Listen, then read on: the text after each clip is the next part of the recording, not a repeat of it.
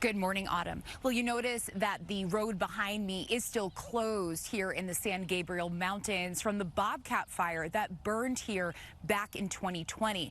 Now, this fire burned over 115,000 acres, and it's fires like these that researchers at UC Irvine are looking at closely to see how our tree cover is being impacted. And they are finding that up and down the state that our forests are dying and fewer trees are growing back to fill the void because of wildfires.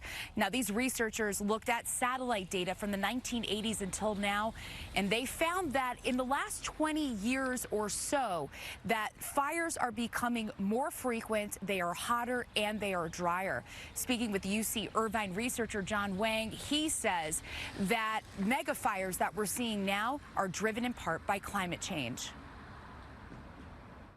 Starting in the 2000s or so, when the fire seasons really start picking up intensity and speed, I guess, with these larger and more severe wildfire years, the losses of tree covers are outpacing the ability for trees to recover in other parts of the state. And so, you can think of the tree cover sort of like it's a balance sheet for all of the state. We're deeply in the red now, especially due to these really massive recent mega fires, for example, in 2020 and 2021. John says looking at the data, certain years stick out.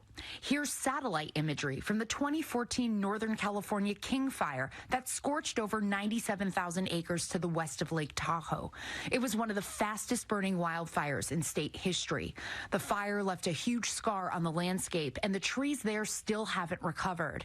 In 2020, nearly 10,000 wildfires burned about 4.3 million acres. That's more than twice the previous record of acres burned in California. In Southern California, the 2020 El Dorado fire spread across San Bernardino and Riverside counties. You see the green along this mountain range that signifies tree cover, which changes to dark brown after the fire, signifying tree loss. John says as long as these fires keep happening, then ecosystems may be experiencing a longer-term shift, which was surprising to see happening in real time. Scientists have been predicting these kinds of changes associated with climate change for a long time, but we're usually thinking on the decadal to centennial scale, so maybe 30 to 100 years or something. But to see the evidence, in this time span, it's on the faster end of what we might expect, and that was pretty interesting. Now, one big benefit of our trees are its ability to sequester carbon, which is huge in the fight against climate change. But for the state of California, they may no longer be able to rely on their forests as far as their carbon goals and climate change goals than previously thought. So as we head into the next several years where we are expecting in kind of more fires and, of course, drier conditions, what are these researchers hoping to change? Well, they're hoping that forest managers may be able to better direct and allocate their resources.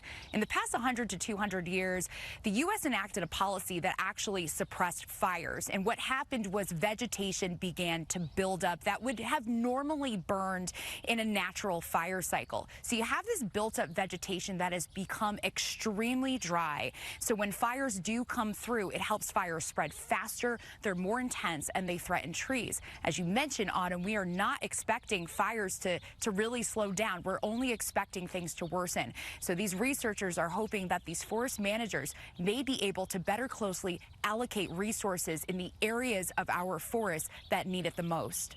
Yeah, we sure hope that as well. Thank you so much for this information, Sarah. Giselle, back to you.